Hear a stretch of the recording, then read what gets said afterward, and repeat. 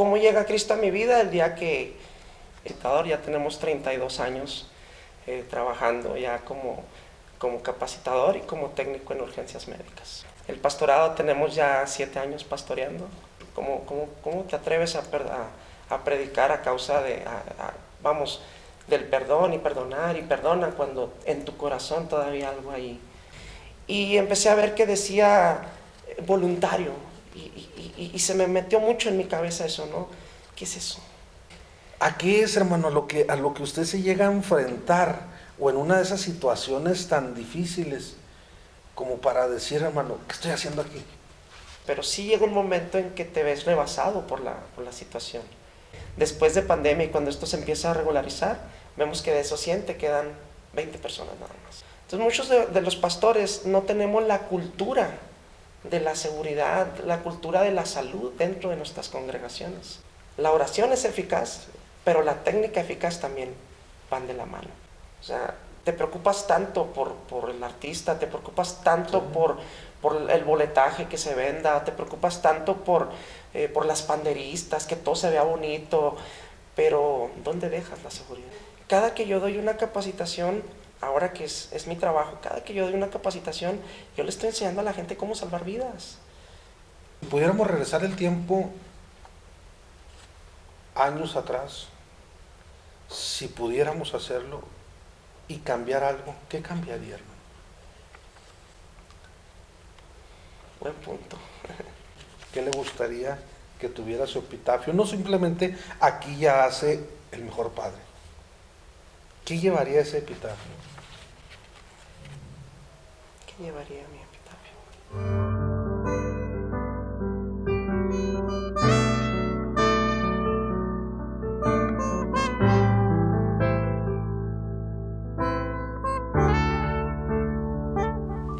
Dios le bendiga, pues nuevamente estamos aquí en su programa Conociendo el Ministerio. Gracias por el tiempo que nos prestan, gracias por la atención y para venir ahora a conocer un ministerio más. El día de hoy pues nos acompaña el pastor Esteban Cortés. Hermano, Dios me lo bendiga. Gracias por venir a estar con nosotros en este espacio, hermano. Gracias por su compañía. Estamos hablando, hermano, de conocer ministerios. Sí, pero resulta que aquí, aparte de ser pastor, es paramédico. Es correcto. Es paramédico. ¿Cuántos años, hermano, de paramédico? Bueno, actualmente todavía me dedico a ser paramédico y capacitador. Ya tenemos 32 años trabajando ya como capacitador y como técnico en urgencias médicas. 32 años. Es correcto. Empezamos por ahí de cuando teníamos 15 años. Empieza la carrera de paramédico. ¿Y en el pastorado? El pastorado tenemos ya 7 años pastoreando. ¿Cómo era su infancia, hermano? ¿Cómo la llevó? Bueno, yo tuve una infancia muy difícil, ya que cuando nazco, mi madre me abandona. Me abandona, literalmente mi abuelita materna se hace cargo de mí. Durante todo ese tiempo vivimos muchas carencias y a los 8 años me entero que mi abuelita, la que decían que era mi madre, pues nada, que era mi abuelita, y la que decían que era mi hermana, era mi mamá. Con el paso de los años me doy cuenta que mi madre fue violentada sexualmente y producto de eso nace el pastor Esteban Cortés. ¿Y siguió haciendo la función de mamá? No, de hecho mi abuelita fue la que me crió desde todo el tiempo hasta que ella fallece en un accidente, pero el trato que yo tenía con mi mamá biológica era literalmente como mi hermana. Así crecieron. Así crecimos. Sí le tenía el respeto porque sabía que era mi mamá, pero muy tristemente, muy en el interior, yo tenía resentimiento, un cierto odio por ser abandonado, pero nunca se lo manifesté, simplemente estaba en mi corazón hasta que un día ya en el ministerio, ya cristiano, ya restaurado,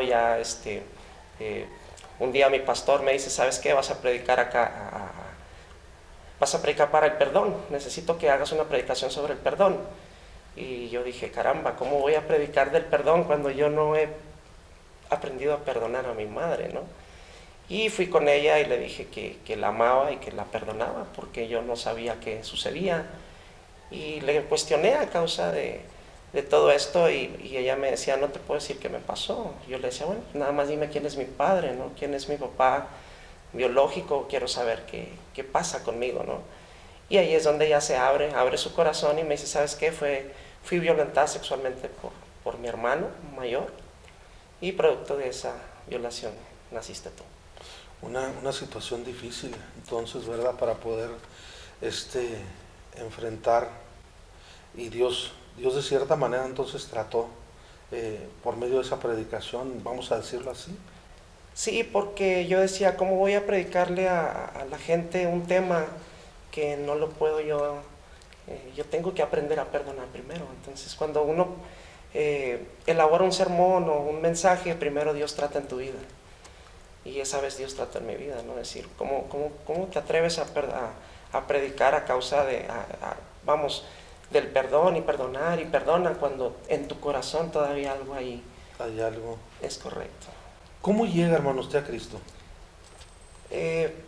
Yo tuve una infancia difícil, aparte una adolescencia complicada, a causa de que mi abuela era alcohólica, vivía con ella y mi vida era pues, trabajo pero yo no conocía ni la iglesia católica ni la iglesia cristiana, yo vivía la vida como si nada, ¿no? Llegó un momento que conozco a la que es actualmente mi esposa, que ya tengo 26 años casado con ella, y un día llega una tía de ella y nos dice que hay una esperanza para nuestras vidas. Nos invita a una quinceañera cristiana ahí en San Lorenzo. Pero fuimos así como que yo estaba molesto porque en ese tiempo yo ya era paramédico y siempre andaba cansado, estresado por la situación de las ambulancias. Y mi esposa me dice, oye, es que me hablaron de Cristo y me invitaron a una quinceañera. Y yo amo mucho a mi esposa y yo siempre traté de darle gusto en todo, ¿no? Y yo le decía, ok, ve a la quinceañera y yo te espero afuera. A mí no me metas tus rollos de Cristo y cosas de esas, ¿no? Pero finalmente ella entra a la quinceañera y ahí es donde ella empieza a conocer un poco más a los hermanos y todo esto. Y de ahí empieza el gusanito, ¿no? Bueno, ¿qué le hicieron a mi esposa, no? Porque ahora se comporta de esta manera. Que a pesar que llevamos una excelente relación, pero yo empecé a ver un cambio en ella. ¿Cómo llega Cristo a mi vida? El día que, pues, yo empecé a ver que de verdad yo necesitaba algo. Yo tenía un vacío en mi corazón por toda la infancia que tuve, de soledad, de falta de amor, de todo esto. Y cuando conozco a mi esposa y mi esposa me empieza a hablar de Cristo, es cuando yo empiezo a ver que realmente había un Cristo de poder y que podía cambiar mi vida. Porque aunque yo estaba con ella y era felizmente casado, porque teníamos poquito de casados, había un vacío en mi corazón, había muchas cosas que yo tenía que cambiar. Fue un proceso. Empecé a ir a la iglesia con mi esposa y yo iba, yo creo como muchos varones van con sus esposas a la iglesia. Te acompaño, pero hasta ahí nomás. Voy a la iglesia contigo y todo el mundo tal vez va a conocer al pastor, al hermano Esteban, Dios te bendiga, y todo el mundo cree que es el hermano Esteban, pero el hermano Esteban andaba allá arriba de una ambulancia. Su mente estaba vagando mientras el pastor predicaba o el predicador. Acompañaba a mi esposa a la iglesia únicamente. Hacía acto de presencia por estar bien con ella. ¿Ya tenía hijos? No, en ese tiempo todavía no. Después nace mi primer hijo, Ramsés, y ahí es donde yo empiezo a ver la mano de Dios en la vida de mi hijo. A mi hijo, cuando se embaraza mi esposa, le dicen que el bebé trae taquicardia. Cuando nace mi hijo, ya traía un problema en su pelvis, el cual se tenía que hacer algunas atenciones ahí especiales. Y mi esposa ya cristiana, yo no podía decir que yo era cristiano, yo acompañaba, era un congregante nada más, o más que nada un simpatizante, pero todavía no llegaba a Cristo a mi vida, todavía de lleno. O sea, el que estaba yo en la iglesia no quería decir que ya era un cristiano. Y empezamos a ver la mano de Dios en la salud de mi hijo, cómo Dios le acomoda su cadera, cómo Dios empieza a trabajar en la vida de mi hijo. Sigue pasando el tiempo y nace mi segunda hija. Yo seguía igualmente en la misma postura, te acompaño, y como en aquel tiempo yo trabajaba para el municipio de Juárez y trabajaba dentro de las ambulancias del departamento de rescate, y pues eran trabajar de 12 hasta 14 horas por día, por lo cual era poco probable que estuviera en la iglesia, pero cuando había oportunidad la acompañaba. Nace mi hija, y al mes mi hija fallece. Al mes Dios se lleva a mi hija, y en ese momento yo renegué. Yo dije, ¿dónde está ese Dios que ustedes dicen? ¿Dónde está ese Dios de poder? ¿Dónde está ese Dios que tú predicas? Y empecé a tener un conflicto emocional con Dios. Una vez que fallece mi hija, mucho se me predicó, mucho se me dijo que era la voluntad de Dios. Y hasta que llegó un momento en mi vida en que ya, con la muerte de mi hija, el vacío que yo sentía en mi corazón, a pesar de que tenía una familia hermosa, había algo que me faltaba. Hasta que me di cuenta que necesitaba de Dios, y ahí nos cambiamos de la iglesia donde mi esposa iba, ya que yo vivía en el suroriente de la ciudad y la iglesia estaba allá donde está, ahora sí que el norponiente, allá por donde se lea la Biblia.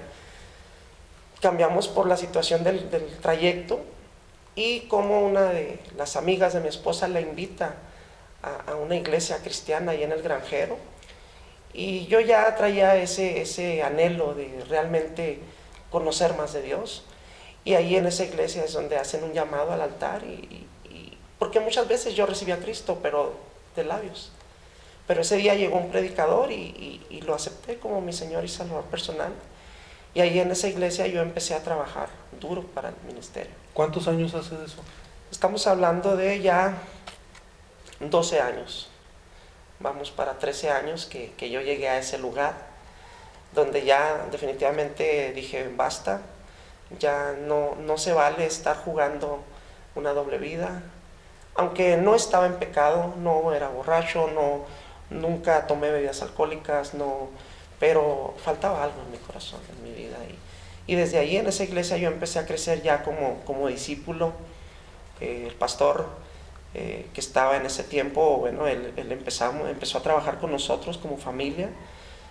Mis hijos empezaron a crecer en ese lugar, y hasta que un día nos mandaron al ministerio del pastorado. ¿Fue difícil la decisión, hermano?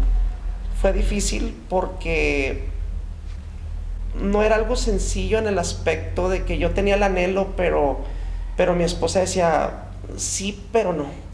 Porque en el ministerio donde nosotros crecimos, el pastor tenía la idea de formar parejas sólidas y mandarlas al campo. Y mandarlas al campo implicaba sacarlos de la ciudad. O sea, mandó pastores a la ciudad de Puebla, a la ciudad de México, a la ciudad de Chihuahua, a Delicias. Y yo decía, híjole, pero es que el irme al pastorado implica dejar mi trabajo, implica muchas cosas. Pero yo estaba enamorado de Dios, estaba tan enamorado de la obra que yo decía, no importa. Y le dije a mi esposa, le dije, ¿qué te parece? El pastor está considerando que somos una pareja que puede ser mandada al campo, y yo me gusta, le digo, porque en sí, desde 1992 yo salvo vidas. Mi trabajo es salvar vidas, o sea, y amo a la gente, lo hago porque tengo un corazón para amar a las personas que están sufriendo. Y el pastorado, ¿por qué no? Ahora, hermano, como dice, implica mucho, más añadiendo lo que es andar en una ambulancia atendiendo. Bueno, yo me refiero a esto. Vamos a decir, yo soy ingeniero en una fábrica. Yo sé que mi horario es de tales a tales horas y se termina, excepto alguna ocasión que algo esté descompuesto, una máquina, y al final es una máquina, si no se arregló pues mañana le seguimos. En su caso, el tener que salir y dice, no, ya nomás me falta media hora para irnos, y llega la emergencia y tener que salir y vamos a atender, y usted nos dice, en 10 minutos regreso. ¿Cuánto tarda? O sea, me refiero a el tiempo que consume el andar. el ir y venir, no sé, las distancias, todo eso, y todavía llegar y llevar una vida en familia y todavía estar en el ministerio, ¿era difícil? Sí fue difícil los primeros años, cuando yo ya andaba en la ambulancia. Bueno, cuando llegó un momento en que era mucho tiempo el que yo estaba fuera de casa, mucho tiempo, cuando yo decido, ya empezar el ministerio ya como pastor, ya no tanto como un congregante o como un hermano más en la iglesia o con un cargo, porque éramos líderes de adolescentes y todo esto. Pero cuando yo ya decido empezar el ministerio del pastorado, yo dejé todo. Yo hablé en ese tiempo, yo ya no trabajaba en el departamento de rescate, ya no estaba yo tanto tiempo arriba de las ambulancias. Ya mi trabajo era más bien la capacitación, pero finalmente era un trabajo que me demandaba mucho, ¿no? Finalmente cubría servicios de emergencia, pero también estaba en el área de mi trabajo, que era la capacitación. Entonces, cuando yo llego al pastorado, yo dije, yo no vengo a jugar a ser pastor, yo quiero hacer las cosas bien. Y fui y hablé con el dueño de la compañía donde yo trabajaba como paramédico y le dije, ¿sabes qué? A partir de este momento el dueño de mi tiempo se llama Jesús. Yo ya no puedo seguir trabajando contigo a menos que tú me dejes permisos, esto, aquello. Y él me dice, ok, está bien, no te preocupes. Pero en el tiempo, hablando de andar arriba de la ambulancia, esto fue mucho antes de entrar al pastorado. O sea, que yo duré muchos años, quizá estamos hablando de un aproximado de unos 18 años que estuve trabajando muy de lleno arriba de una ambulancia, que prácticamente fue toda la niñez de mis hijos, ¿no?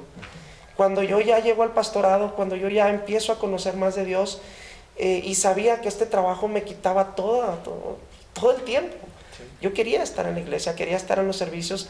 Es cuando me empiezo a dedicar ya más de lleno a la capacitación, porque quería tiempo de calidad con mi familia. Y ahí es cuando Dios me da la oportunidad de poner una empresa y dedicarme a la capacitación y al ministerio. Es por eso que se me hizo fácil en el aspecto, porque pues al fin de cuentas era mi empresa, era mi tiempo y era mi agenda. Y podía yo negociar con mis clientes para yo trabajar directamente con el ministerio. Fue que se le empieza a facilitar para poder entonces trabajar acá en esta área. Ahora, hermano, cuando uno es niño, y voy a poner tal vez parte de lo que yo viví, yo desde que recuerdo, yo siempre quise ser conductor de autobuses. Ese era mi sueño, ese era mi anhelo, siempre los veía y yo me soñaba arriba de un autobús manejándolo. Y eso fue lo que, hasta que no me senté y manejé uno y anduve ya en el volante, yo ya pude decir, ya, lo realicé, ya, sí, ya. Bueno, por muchas situaciones tuve que dejar todo, y pues no pude llevar ese sueño como me hubiera gustado de andar conduciendo y llevar personas de una ciudad a otra. Así es. Pero con el tiempo me doy cuenta que de todos modos, hermano, aquí estoy conduciendo a una iglesia que la llevo de esta ciudad a la presencia del Señor. Y digo, bueno, pues de cierta manera sigo siendo conductor, ¿verdad? ¿Qué pasa, hermano, cuando usted, tengo entendido, hay un accidente? Creo, su mamá cae de las escaleras, llega un paramédico y lo ve trabajar, lo ve hacer su función. ¿Qué sintió en ese momento? Bueno, en ese momento sentí una paz tremenda, porque mi madre, una mujer alcohólica, una mujer que siempre tenía problemas con el alcohol. En esa noche vivíamos ella y yo solos nada más, teníamos una casa de altos. Mi madre sube a la recámara, bueno, finalmente llegó a casa ebria, la subo a su recámara y ya pensaba yo que estaba dormida. De repente mi madre, se oyen pasos allá arriba y de repente escucho que me dice que quiere más bebida. Me dice, quiero que me traigas otra cerveza. Y yo le dije, mamá, ya no puedes seguir tomando, ya tranquilízate. Y No me hace caso, yo regreso nuevamente a la sala, en la parte baja, y cuando de repente escucho que se va rodando su cuerpo sobre la escalera de concreto y se abre y se hace una herida de aproximadamente unos 10 centímetros, con una gran profundidad y un gran sangrado. Y al ver esta situación, yo, un chamaco de 15 años de edad, casi apenas cumpliendo los 15, al ver esta situación, a tu madre ahí tirada, inconsciente, donde yo la movía y yo no hallaba qué hacer. En ese tiempo no es como en la actualidad, que agarras el teléfono y marcas el 911 y la ambulancia llega. En ese tiempo tenías que correr a varias cuadras para poder agarrar un teléfono público que estuviera, ahora sí que en servicio, ¿no? Recuerdo que salí corriendo casi 3 cuadras de mi domicilio, agarré un teléfono público y le hablé a la ambulancia. Y si me pregunta, ¿qué sentiste cuando llegaron los paramédicos? Sentí una paz, porque yo estaba estresado, estaba asustado, porque al momento que yo movía a mi mamá, la herida era en cráneo, y las heridas en cráneo siempre son muy sangronas, y haga de cuenta que le abrieron una llave y salió toda la sangre. Estaba mi mamá en un charco de sangre terrible. Yo estaba muy asustado, no sabía qué hacer en el momento. Y cuando regreso a casa y veo que mi mamá ya cada vez estaba inerte, sin moverse, y yo por más que la movía y ella no respondía, mi corazón se quería salir del miedo, del susto, de la impresión de ver un charco de sangre. Y en eso llegan los paramédicos. Llegan 2 chicos vestidos de caqui, con 2 emblemas: Cruz Roja Mexicana voluntario, Cruz Roja Mexicana socorrista.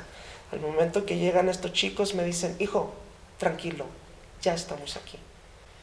En ese momento sentí una paz, porque sentí la ayuda de alguien que yo necesitaba. Al momento en que yo me hago a un ladito, ellos me dicen: tranquilízate, hijo, que es tuya ella, es tu mamá. Es mi mamá, tranquilo, ahorita se va a poner bien. Entonces ellos empecé a ver cuando empezaron a ponerle suero, empezaron a hacerle un vendaje. Literalmente le salvaron la vida en ese momento a mi mamá. Cuando yo me hice a un lado, yo observé el trabajo de estos caballeros y empecé a ver que decía voluntario, y se me metió mucho en mi cabeza eso, ¿no? ¿Qué es eso? Y yo tenía entendido que un voluntario es porque lo hace sin paga. Y cuando se llevan a mi madre a la Cruz Roja, en ese tiempo era hospital, y para mí fue algo muy reconfortante, fue algo muy lindo, de que 2 personas que yo no conocía, que llegaron y le salvaron la vida a mi mamá, y sobre todo me dieron paz. Y desde ahí, en ese momento, yo dije: yo quiero ser como ellos, yo quiero aprender a salvar vidas así como ellos lo hicieron con mi madre. Y de ahí nace el anhelo de poder subirme a una ambulancia y salvar vidas. Me llegó a tocar ir a graduaciones, y era algo que me llamaba la atención. Dice que tenía 15 años más o menos. Un aproximado. Ver jovencitos graduándose como primer respondiente de la Comisión Nacional de Emergencias. Y yo los veía y decía: también jovencitos. Es para que ellos anduvieran, no sé, haciendo otras cosas, tantas cosas, pero aquí, ¿verdad? Y tener que hacer guardia tal vez en algún punto de la ciudad, a tales horas, esperando, ¿verdad?, la noche, y estar al pendiente de que vaya suceder algo y poder atender, ¿no? Claro. Pero ver jovencitos, hermano, jovencitos con ese deseo de servir. ¿A quién? No se sabe, o sea, no conocemos, somos unos desconocidos, ahora sí, ¿verdad? No sabemos a quién vamos a atender o en qué situación esté. ¿Qué es algo a lo que usted se tuvo que enfrentar al momento ya de empezar a trabajar o atender esos llamados, subirse a la ambulancia? ¿Qué es a lo primero, hermano, que se tiene que enfrentar, o cómo manejar la situación a la que se llega? Bueno, primeramente tienes que tener una vocación. Yo siempre he dicho que hay dos tipos de profesionistas. El profesionista que es por vocación es aquel que ama lo que está haciendo. Y cuando amas lo que está haciendo lo disfrutas. Y tienes la capacidad para tomar decisiones, la capacidad para comportarte dentro de lo que te apasiona. Y un profesionista que es por profesión lo hace por un salario, lo hace por un uniforme, lo hace por un bien económico. Para mí fue muy difícil en el aspecto poder llegar a subirme a una ambulancia por la razón de mi familia, no tanto por mí, sino porque mi madre y mi familia siempre me dijeron que eso no era para mí, que no tenía yo que andar allá recogiendo personas ebrias o drogadas, y eso para mí fue como un no lo hagas, no necesitas andar ahí. Pero era tanta la pasión que yo tenía por servir, porque lo que yo vi con esos jóvenes que le salvaron la vida a mi mamá, yo dije, yo quiero lograr ese sueño, yo quiero hacerlo como sea y pase lo que pase, me tenga que esforzar o no. En ese tiempo no había economía y me iba caminando, no había para un camión. Para poder comprar mi uniforme de Cruz Roja tuve que vender chicles y cigarros en un crucero. Tenía que hacer rifas porque mi familia no me daba para comprarme un pantalón o unas botas de paramédico o una camisa o darme para el camión. Entonces eso para mí fue como yo quiero ese logro. Entonces cuando yo ya me subí a una ambulancia, para mí el tomar decisiones y tener el carácter para poder, aunque la situación estuviese caótica, para mí era algo que yo disfrutaba, porque principalmente para eso estudié, para eso me preparé, pero había más que preparación, había pasión.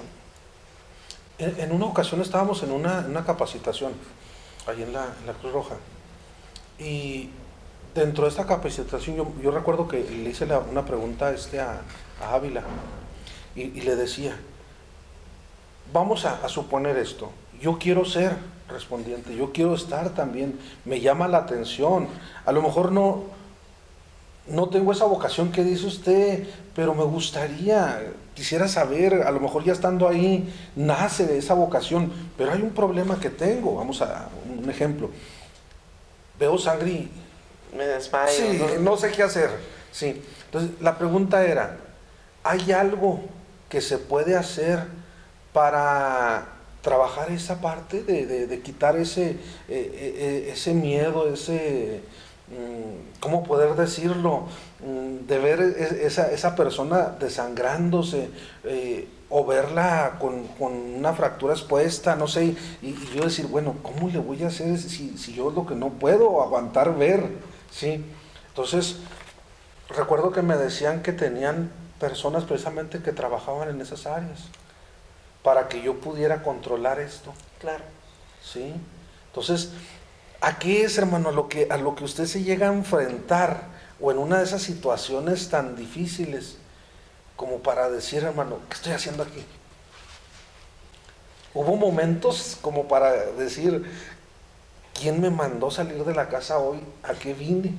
Me acuerdo una vez que me platicaba Jaime Varela y José Luis, que habían ido a una capacitación en Chihuahua, que fue la vez donde unas trocas se voltearon, que estaban en carreras. Ajá. ¿Sí? De las trocas monstruos. Sí, y estaban ellos en una capacitación y a cortar la capacitación y vámonos a atender todos el llamado este. Entonces, enfrentarse a qué, hermano, como para poder usted decir en ese momento, ¿quién me trae aquí? O sea, esto, ¿cómo se arma? Un rompecabezas que encontré, o cómo lo sacamos de un carro, hermano. ¿A qué es a lo que se llegó a enfrentar como para haber dicho usted, ¿qué anda haciendo aquí? ¿Qué ando haciendo aquí? Bueno, muchas veces influye mucho la capacitación, ¿verdad? O sea, cuando tienes una capacitación tienes la manera de cómo sobrellevar y hacer las cosas, pero sí llega un momento en que te ves rebasado por la situación. Te ves rebasado en el aspecto, a veces hasta emocional. O O sea, el ver un niño atrapado en un vehículo o atropellado, y viene todo eso a tu mente, ¿no? De que tienes hijos o que tienes una familia, o ver al joven despedazado en un choque, alcoholizado. Entonces sí te rebasa, ¿no? Y sí, de cierta manera dices tú, híjole, ¿quién me trae aquí? No, pero si hay alguien que tiene que hacer esto. Entonces yo cuando, por ejemplo, les doy cursos a las personas, me dicen lo mismo que usted, ¿no? Me dice, oye, dice, pues yo soy de la brigada de emergencias en mi trabajo, porque me pusieron, porque me dijeron, ok, tú eres supervisor o eres jefe de grupo de cierta área y tú tienes que ser parte de la brigada. Oye, pero a mí si se me presenta una emergencia, ¿cómo le voy a hacer si a mí me das con la sangre? O ¿sabes qué? Cuando yo veo o me estreso, yo grito o lloro, o hay otros que les da por sonreír mucho. Entonces dice, ¿yo cómo voy a afrontar esto, no? Entonces dentro de estas capacitaciones nosotros les hablamos de esto, ¿no? De prepararlos para lo imprevisto. Y lo hacemos que lo hagan de una manera con sentido común. O sea, y es una capacitación que nosotros les damos porque a veces tenemos que utilizar el sentido común y enseñarles a trabajar con calma y meterle en su mente y en su corazón que tengo que tener corazón duro y mente fría. Y es de la manera que podemos acceder o poder ayudar a alguien. Entonces, la capacitación consiste entonces de llevarlos, vaya, me atrevería a decir algo así, a un extremo de lo que pudiera suceder. Es correcto. Sí, ahora, si yo esto lo traslado y me lo traigo a la iglesia, a veces hemos creado una iglesia muy frágil. Cuando Pablo yo veo que le dice a aquel joven pastor, aprende a sufrir penalidades como buen soldado de Jesucristo. Así es. Entonces nosotros como pastores, capacitar a una iglesia para el sufrimiento, como que no se oye bonito. No, claro que no. ¿Verdad? Cuando yo lo que quiero es una iglesia próspera, una iglesia... Bendecida. Sí, una iglesia que tenga todo, o sea, que no le falte nada. Cuando ustedes, si no llevan su caja de instrumentos o llevan su equipo, vaya, voy a decirlo así a lo mejor, si usted anda en la calle de paseo con su familia y se ofrece que alguien necesita ayuda, no va a decir, no, pues no puedo, ahorita no traigo herramienta, no traigo mi equipo, no traigo la camilla, no traigo el estetoscopio, no traigo... No, pues discúlpeme. O sea, usted tiene que hacer... Hay que hacerlo. Con lo que esté. Así es. Sí, una tracotomía hasta con una pluma. Es correcto. Lo que sea, no voy a decir, ¿será que ya está esterilizado? No hay tiempo de esterilizarlo. ¿Sí? Entonces, ¿qué tanto estamos fallando entonces nosotros como pastores dentro de una iglesia al no estar preparando, hermano, a una congregación para vivir una pandemia? Una pandemia tanto en salud como una pandemia espiritual. Claro. Creo yo que lo vivimos en las dos áreas en este tiempo. Así es. Cuando usted, hermano, se viene esta pandemia que a todos nos afectó, a ricos, pobres, jóvenes, ancianos, todos pasamos por ella. ¿Cómo ve usted a la iglesia en los dos sentidos? Tanto en la salud, ¿sí? Cómo afectó, pero también cómo nos afectó emocionalmente o espiritualmente. Bueno, sabemos que después de la pandemia, si uno como pastor, por decir, teníamos un aforo en nuestras iglesias de 100 personas, por decirlo así, antes de pandemia.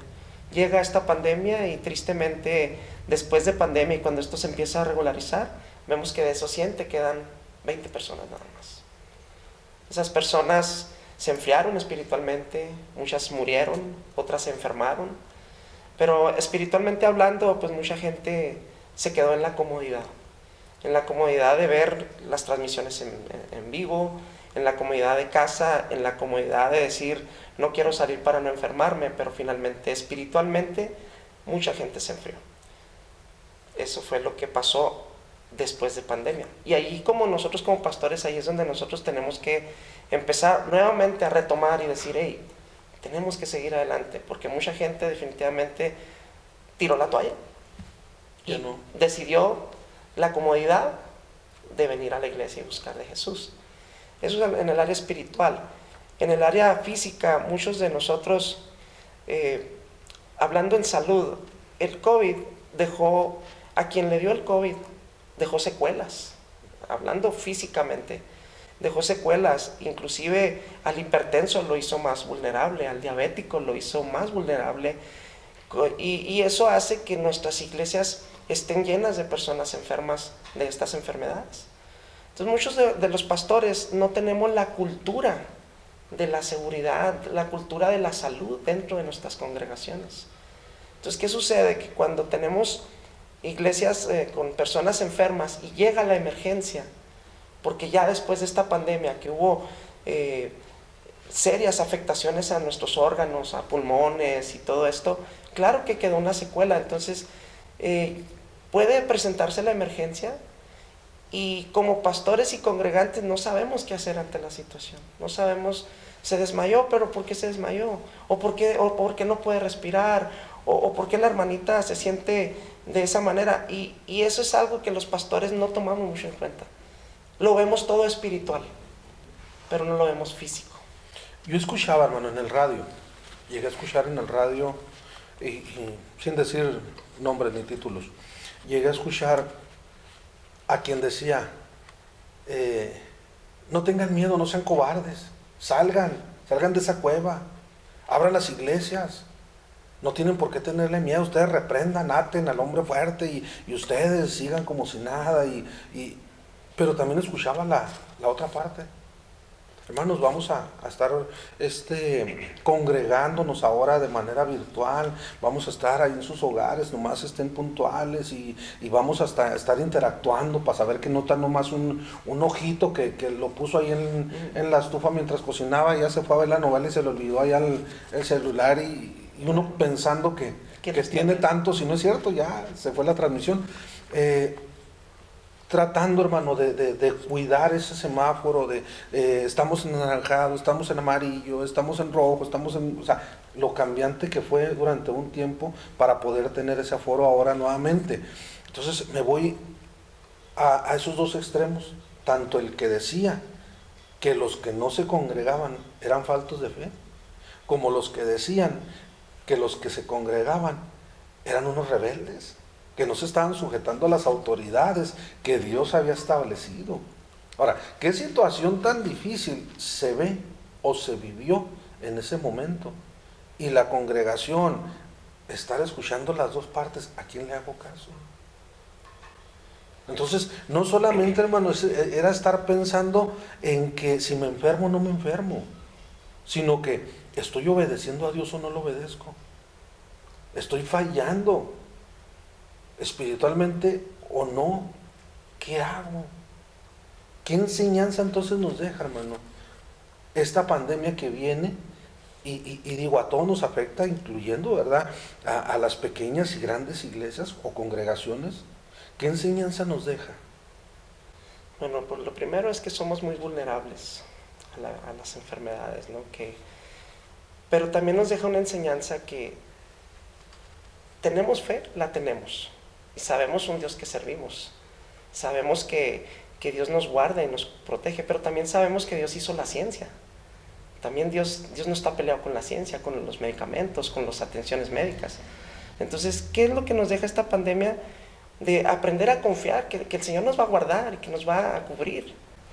Pero también tenemos que someternos a nuestras autoridades, también tenemos que cuidar nuestro cuerpo y prevenir enfermedades. O sea, que si hay unas indicaciones relativas a una pandemia, pues como hijos de Dios, obedientes, tenemos que someternos a nuestras autoridades, en este caso las autoridades sanitarias, ¿verdad?, que para eso estudiaron y para eso están ahí, ¿verdad?, porque hacen estudios, hacen todo este tipo de análisis para que el ser humano, para que las personas no se afecten más su vida, su salud.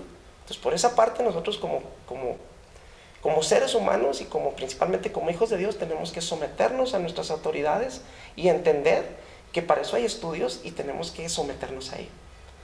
Y por la otra parte, bueno, sí hubo mucha gente que dijo, no, que esta vacuna es diabólica, esta vacuna es la marca, pero la realidad, Inclusive conozco pastores que decidieron no ponerse la vacuna. Decidieron decir, yo no me vacuno y punto, ¿no? Yo creo en un Dios de poder que me va a cubrir y gloria a Dios por ello. Y la está cubriendo. Pero también yo considero que ahí estamos en rebeldía, ¿no? Porque estamos, si te están dando una sugerencia, te están dando un tratamiento, te están dando una solución para que no te enfermes, bueno, pues es válido también hacerlo, ¿no? Yo llegué a tener pláticas con algunos hermanos pastores y vamos a decir, es que yo vengo del Instituto de la BOA. ¿Cómo es el Instituto de la BOA? Biblia, oración y ayuno, punto. Yo me consagro, me meto en la presencia de Dios y Dios me hace una burbuja y nada llega a mi vida. Y como dice, yo no me vacuno, y no me vacuno, y no me vacuno, y hasta ahí les camino. Digo, bueno, pues no sé hasta dónde pudiera llegar esta situación o este respaldo, que tampoco estoy dudando que Dios pueda hacer algo, ¿verdad? Claro. Sí, no estoy poniendo en tela de juicio así, eso no es, no. Pero también yo veo, hermano, a Pablo, haciendo referencia nuevamente a aquel pastor, ¿verdad?, joven que tenía de pupilo, y le decía, bueno, a causa de tus enfermedades, mira en lo que yo voy, dedícate a la lectura, mira, haz esto, mira, haz lo otro, mira, o sea, hermano, quiere decir esto que el que uno, no que se automedique, no, claro que no, pero sí el que ir con un especialista, con un médico, que cheque nuestro cuerpo, nuestro organismo, el que uno trate de estudiar, de tomar una carrera, hacer una licenciatura X, no quiere decir que ya estemos fuera del orden de Dios. No, claro que no. Y a veces así lo hemos tomado. Y creo que es un error también que hemos cometido nosotros, ¿no? Es como si usted, hermano, como paramédico, llega y está una persona que tiene un paro cardiorrespiratorio, no sé, y llega y en el nombre de Jesús levántate y anda. No, pues totalmente incorrecto, ¿verdad? O sea, sí es válido y es nosotros como creyentes lo entendemos Sí. perfectamente que Dios puede, si levantó a Lázaro, Claro. ¿verdad? Si aquella mujer con flujo de sangre tan solo con tocarlo, claro que sí, pero estamos en una sociedad donde si usted hace eso, lo van a tomar como, ¿qué te pasa? Pues haz algo, ¿no? O sea, hay un corazón detenido, hay unos pulmones detenidos, hay que hacer algo. Va de la mano, o sea, hay que hacer algo. Yo platicaba en una ocasión con un pastor, yo le estaba promoviendo la capacitación para sus líderes, porque tuvieron una incidencia ahí en su iglesia. Y yo le decía que era muy importante capacitar y darles tips a los hermanos sobre situaciones de emergencia. Y él me decía que para él era más importante una oración efectiva en una situación de emergencia que hacer cualquier cosa. Entonces yo le puse un ejemplo muy simple, ¿no? Le dije, ok, pastor, de acuerdo, estoy de acuerdo contigo, pero te pongo un ejemplo. En este momento tú y yo estamos desayunando, tu esposa está contigo y de repente tu esposa se empieza a atragantar con un pedazo de comida. Tu esposa ya se está poniendo morada, está desesperada, se lleva las manos al cuello en señal universal de que se está ahogando, está desesperada y tienes 45 segundos aproximadamente para que no haya un daño cerebral. Después de un minuto tienes un aproximado, después de un minuto el daño cerebral se va agravando. Llegando a los 3 minutos ya el daño cerebral ya trae secuelas. Yo te pregunto, pastor, ¿qué vas a hacer al momento? ¿Te vas a poner a orar por ella? ¿O vas a utilizar una técnica que existe, que hombres estudiaron para salvar vidas? ¿Le salvas la vida a tu esposa o te pones a orar por ella? Me dijo, no, pues las dos cosas. Es correcto. La oración es eficaz, pero la técnica eficaz también van de la mano. No te puedes quedar viendo, en el nombre de Jesús ordeno que que salga eso de tu garganta. No. Dios es tan poderoso que lo hace. Pero aquí lo que tienes que hacer es hacer algo con sentido común. Tu esposa se está ahogando, en la vida de tu esposa. Y él pudo entender que va de la mano. O sea, tenemos que aprender y tener esa cultura de salvar una vida, pero también va pegado con la oración.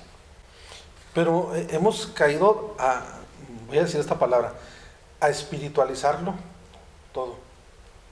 Es correcto. Creo que Dios me ha dado, y más hermano, si yo tengo un liderazgo, que yo estoy en alguna alianza o en un concilio, y soy de los que están arriba en el organigrama, ¿cómo me voy a enfermar? ¿Cómo me voy a despegar un poquito de la iglesia? Porque voy a atenderme. No se vale, no se puede, porque pues yo soy el que estoy al frente, yo soy el pastor, yo soy el que les enseña de la fe y del poder de Dios, y no me puedo enfermar, ¿sí? Me decía un hermano, un pastor, que estaba de visita en una iglesia,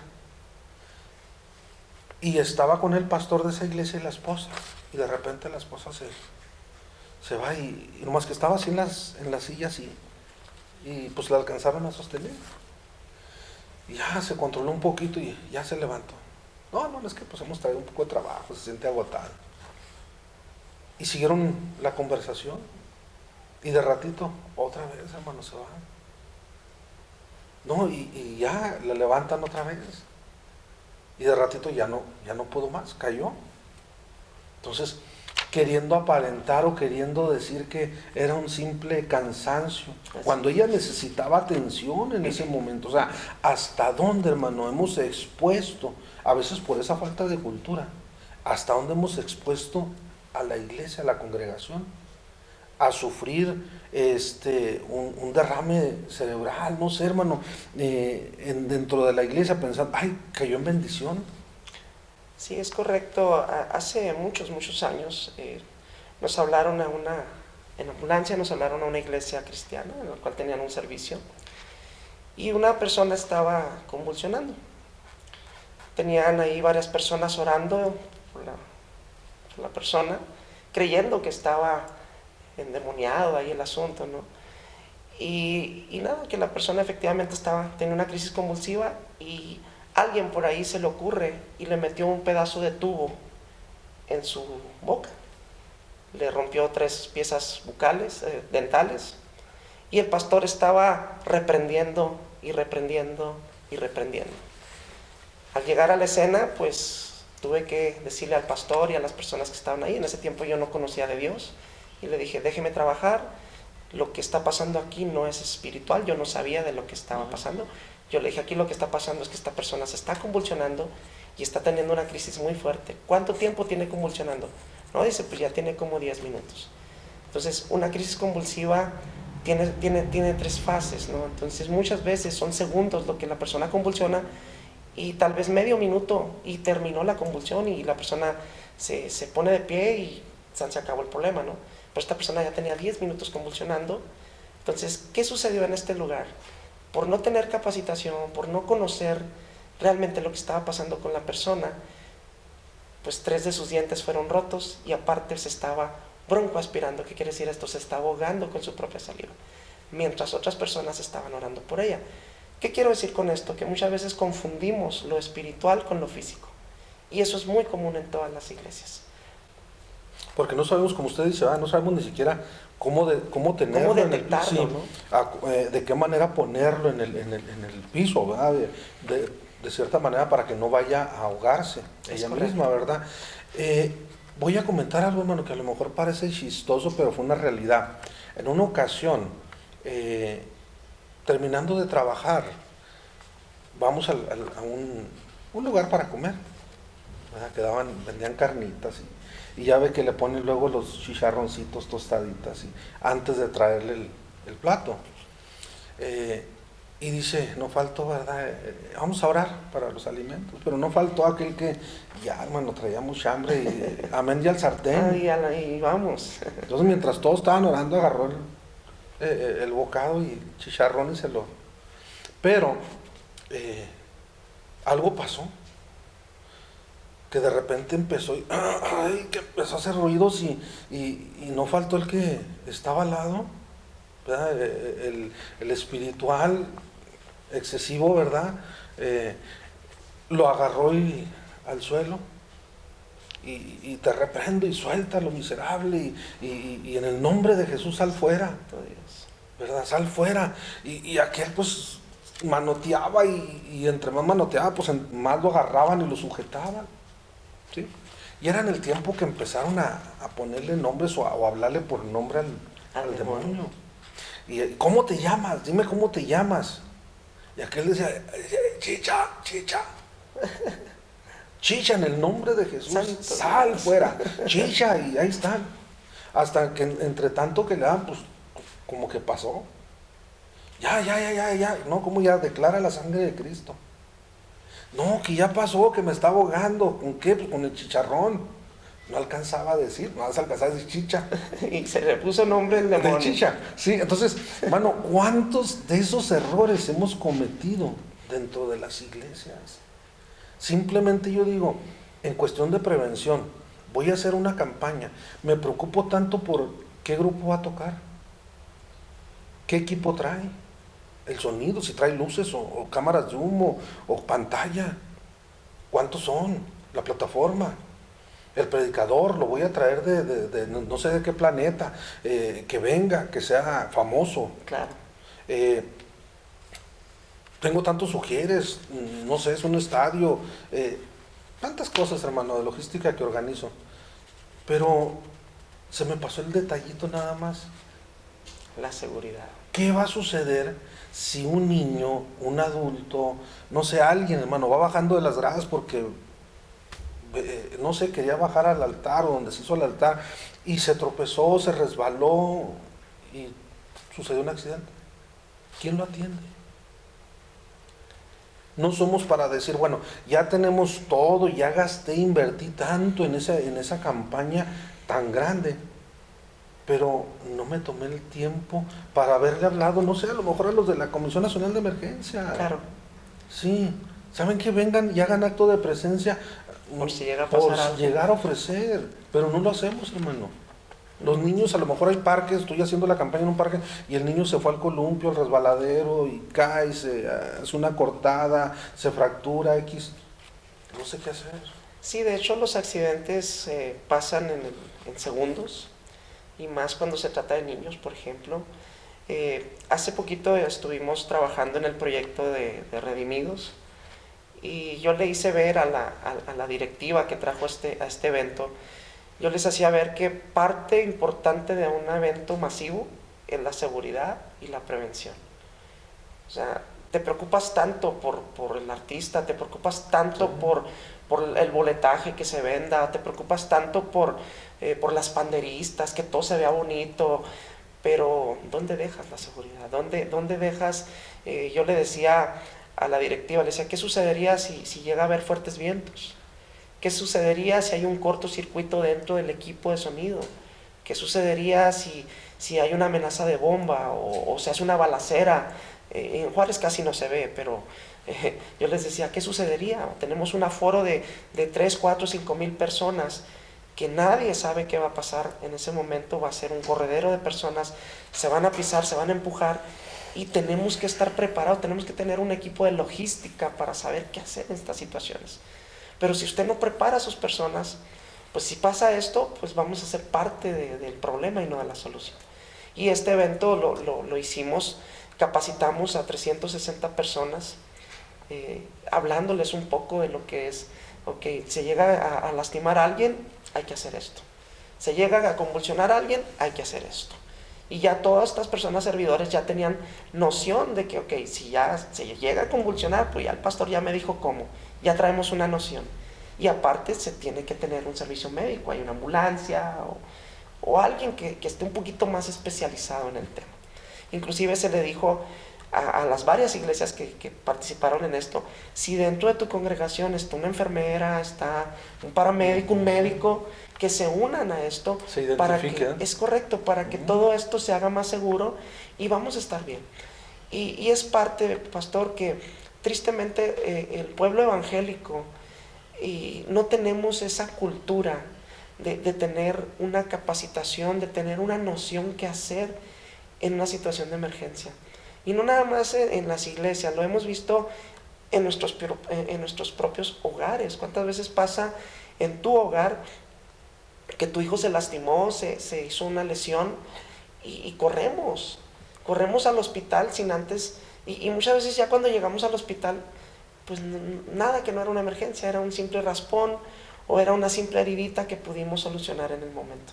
Entonces, tristemente, es una falta de cultura que nosotros tenemos en México. Es increíble, pastor, pero la cultura de la seguridad empezó en 1985. Después del temblor. Después del temblor. De ahí se empezaron a derivar una gran cantidad de simulacros, es donde Protección Civil surge y empieza a hacer proyectos de capacitación, donde la Secretaría del Trabajo y Previsión Social empieza a preocuparse para que no haya accidentes dentro de los centros de trabajo. Pero ¿qué en nuestras iglesias? ¿Qué en nuestros hogares? Porque al igual que en una empresa, una, ¿cómo se puede decir? Una plaza departamental, hay gente, pues aquí en las iglesias, y vaya que cuando a veces se da que tenemos un evento, se llena. Así es.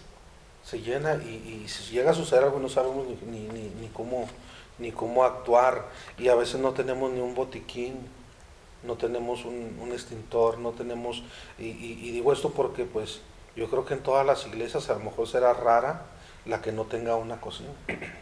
Exacto. ¿Verdad? Pero tener, hermano, esa prevención, ¿verdad? Tener a alguien que esté encargado.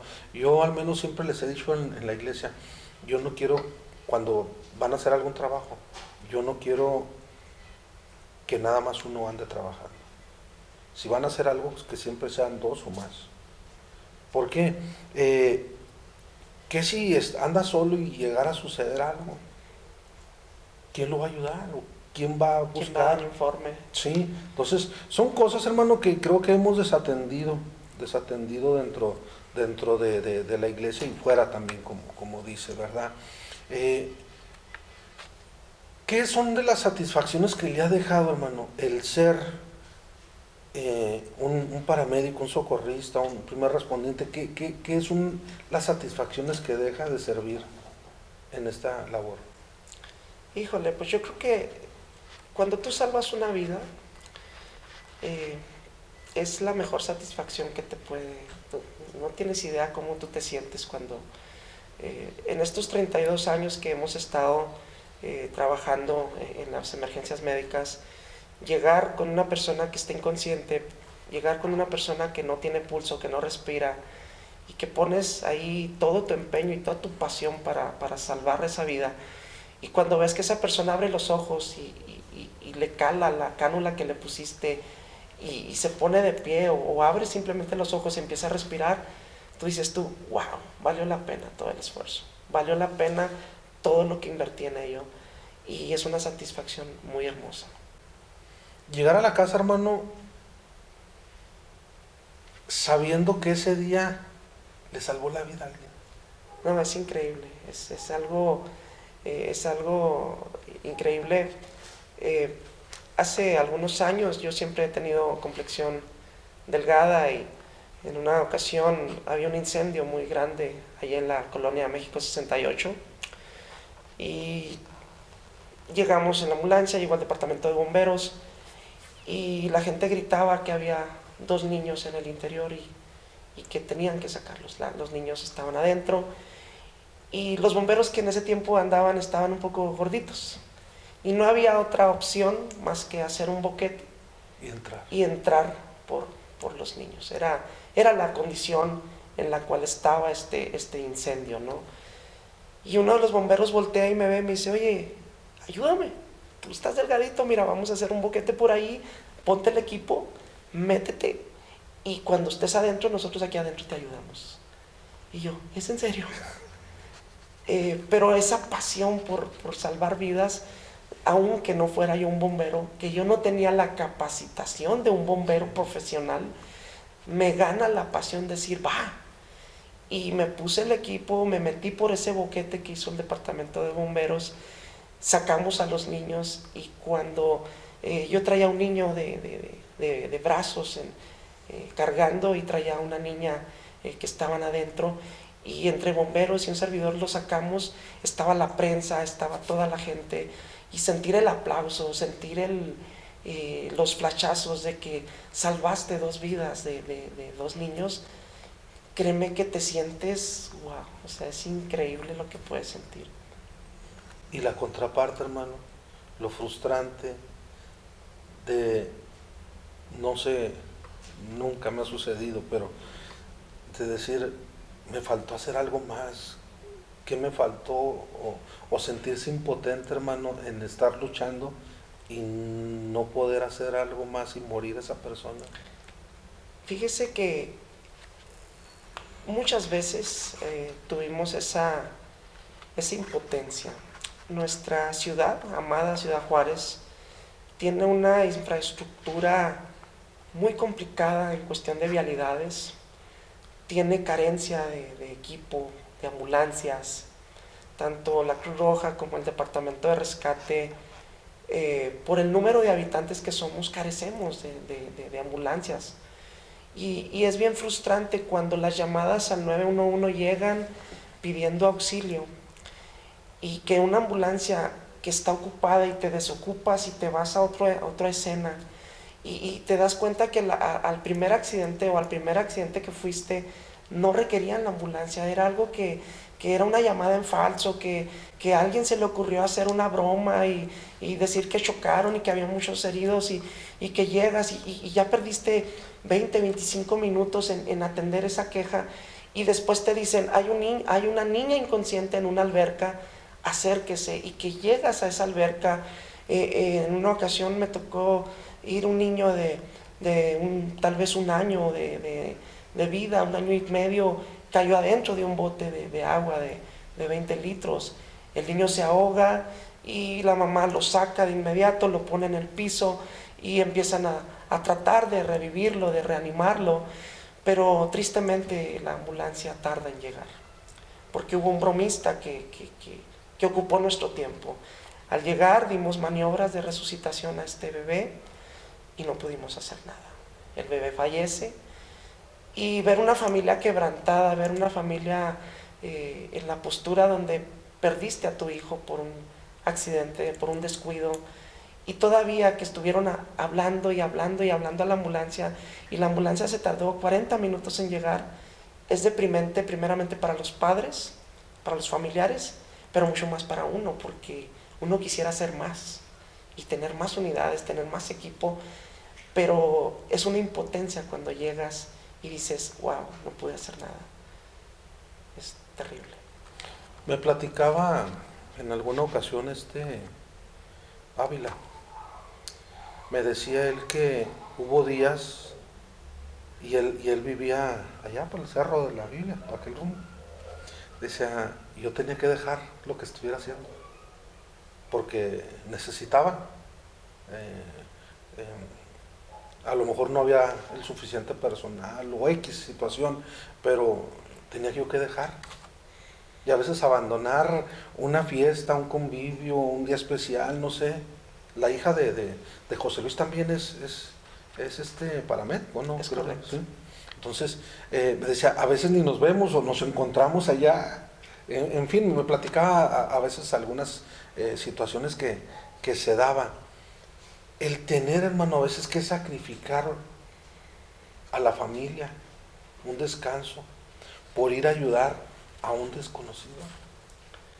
Muchos años de mi vida, muchos años, Navidad, Año Nuevo, Pascua, Día de Muertos, eran días de estar trabajando y muchas veces llegó un momento que llegó, recuerdo un día de Pascua en el Chamizal, todas las familias ahí reunidas, carne asada y todo esto, y nosotros arriba de una bicicleta pedaleando todo el día, desde las 7 de la mañana hasta las 10 de la noche, y veía yo a las familias reunidas, pero mi familia no estaba.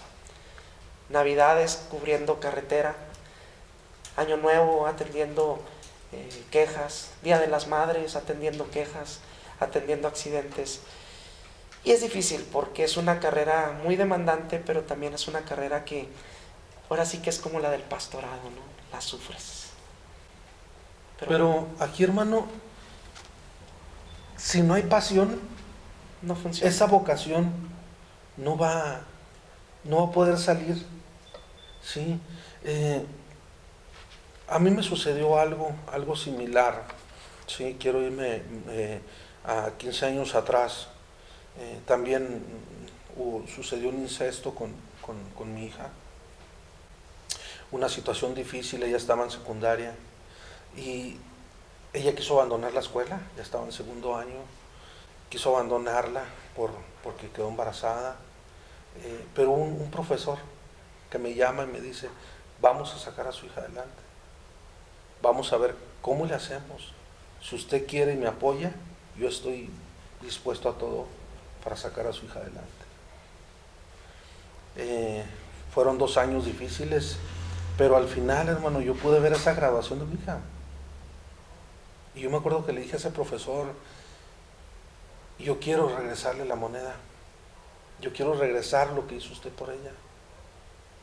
Fueron 7 años, hermano, que batallé mucho para yo poder entrar a una escuela, porque como pastor no podía, como líder de jóvenes no podía, como consejero matrimonial no podía, no me permitía la institución entrar de esa manera.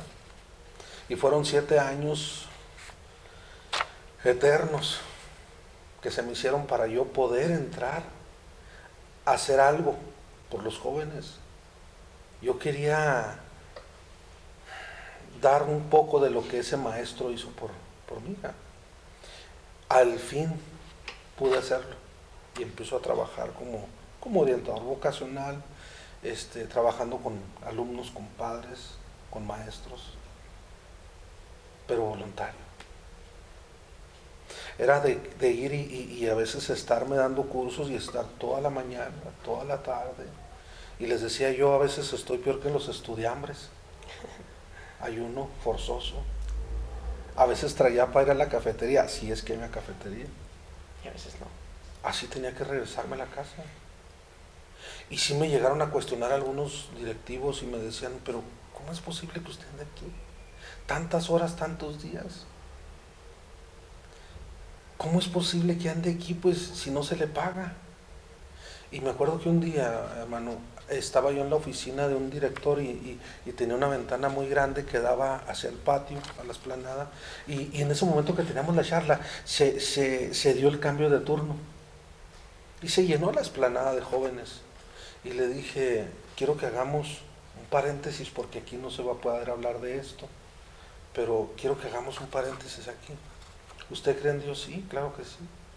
No le voy a preguntar de dónde, ni cuándo, ni qué horas, pero usted busca y adora a Dios. Sí, yo también. Pero dice que hay que amar a Dios, pero también al prójimo. ¿Sabe quiénes son todos ellos? Es mi prójimo. Yo como pastor adoro a Dios y trato de servirle, pero también quiero amar al prójimo. Y de manera voluntaria y sin ganar, hermano, y se lo digo tal vez con toda libertad de decirle, en 7 años yo he ganado 600 pesos que se me pagó en una escuela. O sea, yo con 600 pesos no hubiera vivido durante estos 7 años. Así es. Pero yo entiendo que Dios ha sido el que se ha encargado de suplir la necesidad, pero esa pasión, hermano, esa vocación que nació, que sentí de hacer algo. O sea, el momento que usted está en la escalera viendo a su mamá y ve que el paramédico llega y empieza a atenderla, la paz que usted sintió, esa paz sentí yo cuando aquel maestro me dijo, vamos a hacerlo. Su hija no tiene por qué dejar la escuela. Su hija no tiene por qué terminar así. Su hija puede graduarse. Va a ser difícil, sí, pero aquí estoy yo. Si usted gusta que lo hagamos, cuente conmigo. Es algo, hermano, que durante estos 7 años yo he trabajado, y créanme que este tiempo de pandemia que se vino y no poder tener acceso a las escuelas fue difícil. Claro, claro. Y ahorita que ya me llaman, o de nuevo, lo necesitamos porque tenemos muchos problemas en la escuela, lo necesitamos. Y esa frustración que se siente, hermano, porque al principio yo así lo viví, una frustración porque me gusta hacerles dinámicas, me gusta hacerles momentos de reflexión y siempre trato de hacerlo en el audiovisual y tener dos grupos, o estamos hablando de 100 jóvenes, tenerlos o si se puede más. Y de repente ver el 80 al 90% llorando, hermano. A los maestros, al que esté ahí tomando evidencias de lo que se está haciendo y verlos llorar.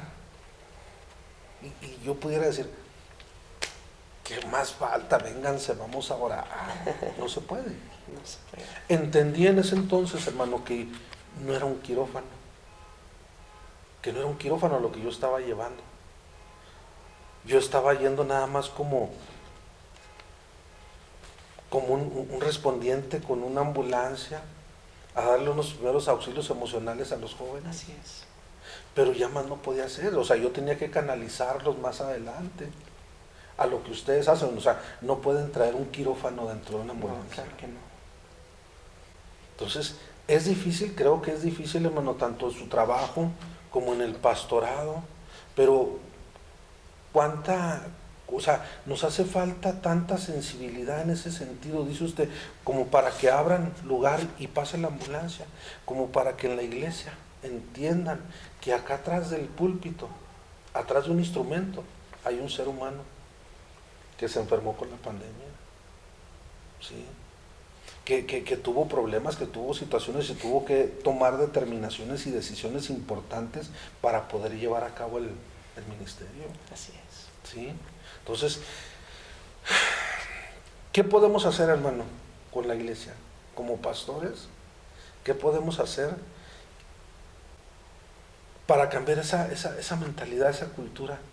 Y que podamos nosotros aceptar, sí, creo que lo primero aquí es Dios y que Dios nos da la sabiduría, pero también nos está dando herramientas. Yo creo que aprovechar la herramienta que tenemos, ¿no?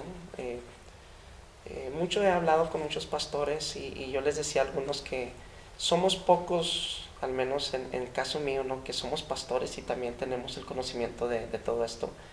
Y yo les decía a ellos, vamos a hacerlo, y yo no les cobro, yo no lo hago por dinero, yo lo hago porque cada que yo doy una capacitación, ahora que es mi trabajo, cada que yo doy una capacitación, yo le estoy enseñando a la gente cómo salvar vidas.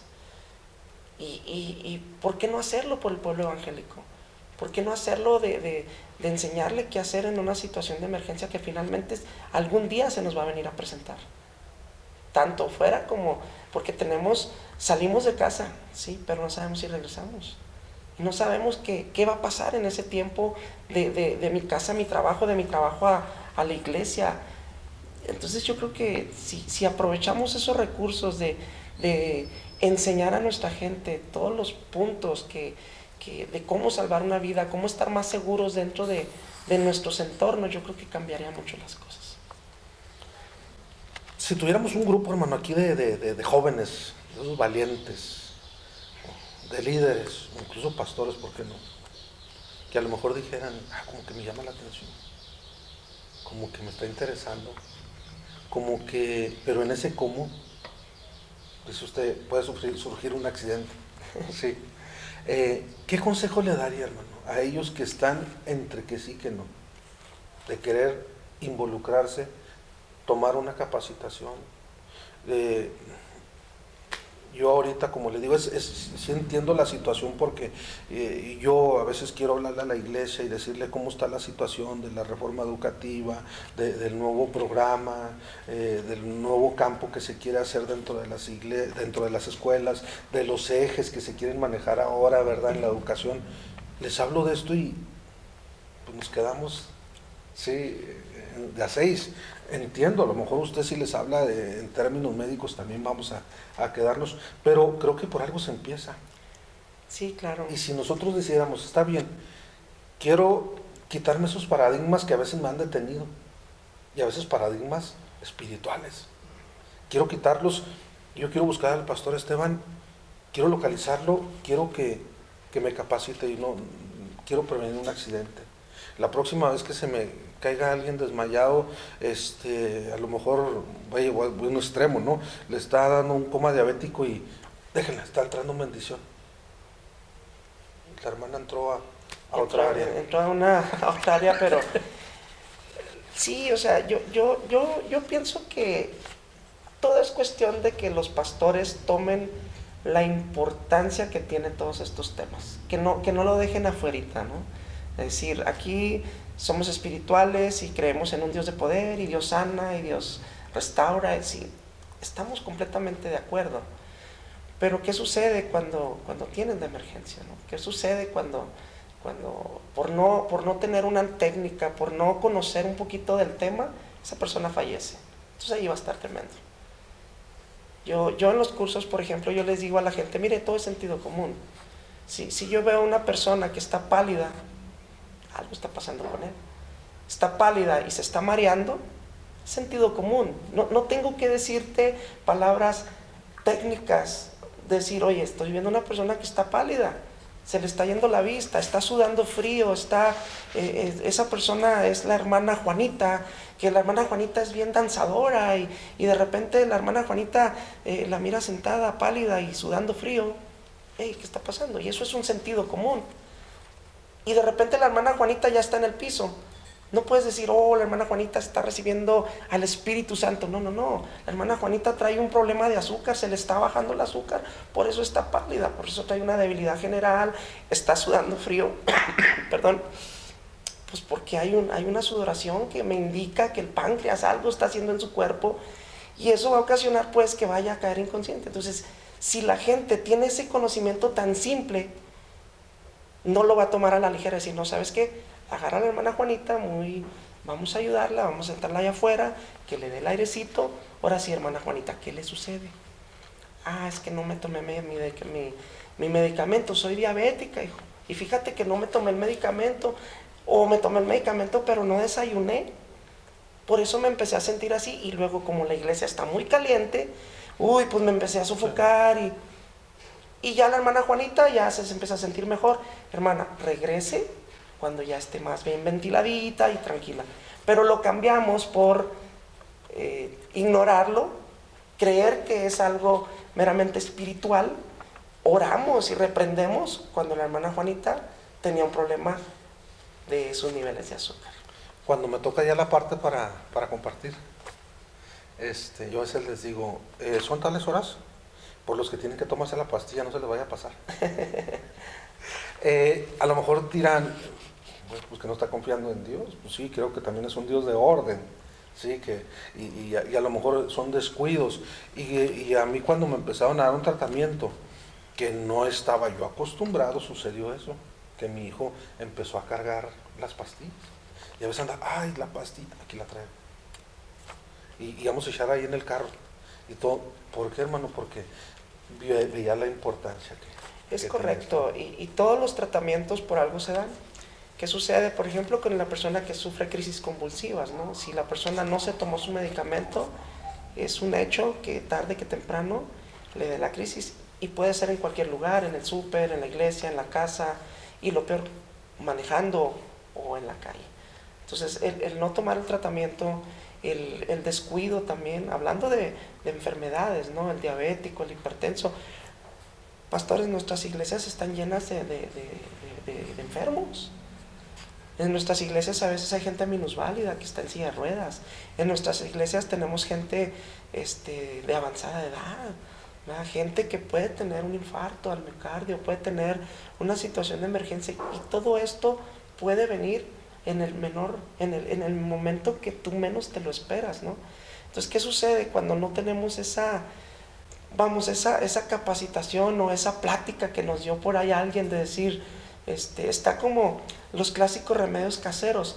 Todo mundo se sabe los remedios caseros, todo mundo. Si yo a usted le pregunto, oye, ¿te quemaste? ¿Qué te pusiste? Mostaza, clara de huevo. Oye, ¿y si te cortaste? Pues café. Sí. Oye, ¿y si te está sangrando? Ceniza de cigarro.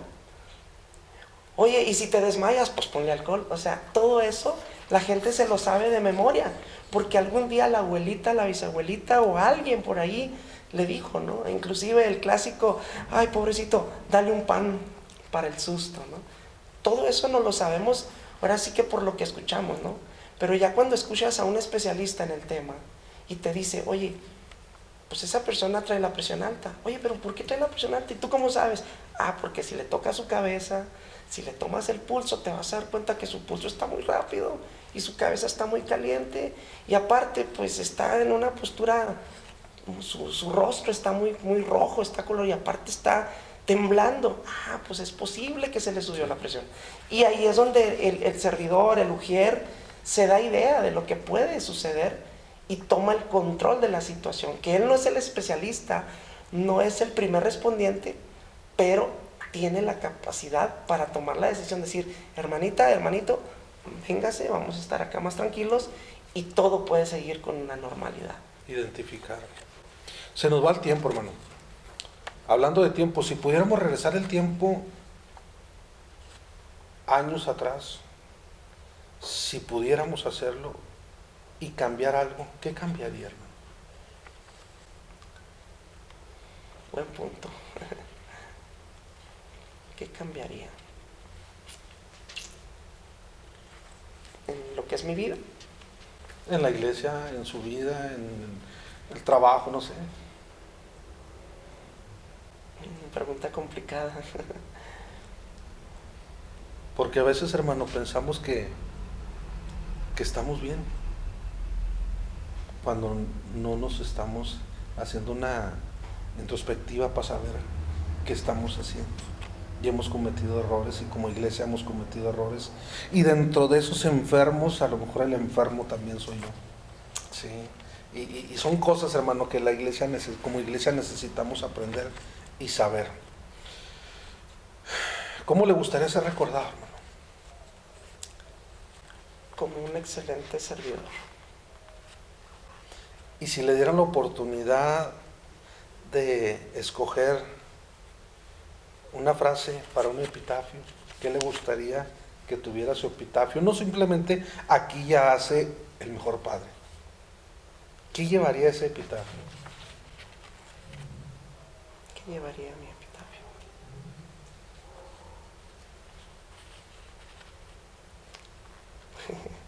Complicado. A veces nos falta reconocimiento. Nos hemos hecho héroes anónimos, hemos trabajado, nos hemos desgastado, hemos dado mucho por la iglesia, hemos dado mucho por la comunidad, nos hemos acabado nuestra vida, las fuerzas, los años se han ido y cada vez pareciera ser que tenemos menos energía, menos fuerza, menos vigor y quedamos como esos anónimos. Yo creo que diría, este hombre dio todo por nada. Pero Dios, creo que en cada salida, en cada emergencia, en cada llamada, igual en la iglesia, en cada mensaje, en cada consejo, yo creo que lo va tomando en cuenta. Y ahí estamos dando algo por nada, pero Dios no se queda con nada. Fíjese que algo que yo le doy muchas gracias a Dios y es bueno es externarlo ya como pastor y como técnico. Varias ocasiones me dio Dios la oportunidad de aquella persona que estaba agonizando, lesionado por arma de fuego, lesionado por accidente automovilístico, ya a punto de, clínicamente hablando, ya muriendo. Pudimos orar por él y acercarlo a los pies de Cristo. Y después murió. Pero es una gran satisfacción decir, wow, lo encaminé. Son 32 años, hermano, de servicio a la comunidad, 7 años sirviendo en una iglesia como ministro de culto. Y le digo, a veces no hay reconocimiento. A la gente de afuera, pues fue un simple paramédico que llegó, le salvó la vida y punto. En la iglesia llegan y desfilan congregantes con problemas, con familias disfuncionales, arreglan y a veces se van a buscar otra mejor iglesia, con más comodidades, con, no sé, Sí, menos carencias. ¿Qué más quisiéramos nosotros tener todo, verdad? Y como paramédico a lo mejor tener esos cuidados paliativos y atenderlo hasta que llegue no a superar, sino a aceptar la condición o las secuelas con lo que van a venir. Pero le digo, uno está cumpliendo, ¿sí? Sí, Y Dios creo que va a reconocer todo esto en su momento. Pero hermano, nosotros quisiéramos reconocerle aquí también por parte del programa, sí, darle este pequeño reconocimiento por su trayectoria en el ministerio, pero también ante la comunidad, sí, de saber que dentro del pueblo, dentro de la iglesia, hay también hombres, hay pastores que tienen ese sentir, esa pasión, esa vocación por ver no solamente a una iglesia bien atendida, sino una comunidad que se sienta segura de que hay alguien que ve por ella. Muchas gracias. Así que pues muchas gracias, pastor, por haber estado con nosotros, acompañándonos. Unas últimas palabras. Que el Señor les bendiga a todos, y mi nombre es Esteban Cortés, estoy para servirles, y espero que si usted tiene una iglesia, pastor, tome en cuenta la seguridad de su iglesia, tome en cuenta el que su personal aprenda a salvar una vida. Es súper importante. Muchas gracias a todos por este tiempo, por tomarse el tiempo de ver este mensaje, y pues que Dios me los bendiga a todos y cada uno de ustedes. Y pues muchas gracias nuevamente por el tiempo que se tomaron, por ese espacio que hicieron, tal vez dejaron de hacer alguna ocupación, por tomarse el tiempo para estar con nosotros. Y si usted así siente ese deseo o inquietud, ¿verdad?, de tener una capacitación, vamos a dejar aquí los números donde comunicarse o cómo hacer llegar esa información hasta ese lugar, a esa iglesia, si así lo gusta y lo desea. Mientras y tanto, pues nos estaremos viendo la próxima semana con un ministerio más que sirve al Señor en esta comunidad. Pastor, Dios me gracias. bendiga. Nos vemos. Estamos al tanto de la próxima semana. Así que Dios le bendiga, Dios le guarde. Le saluda al pastor Omar Barraza y nos vemos la próxima. Dios les bendiga a todos. Amén.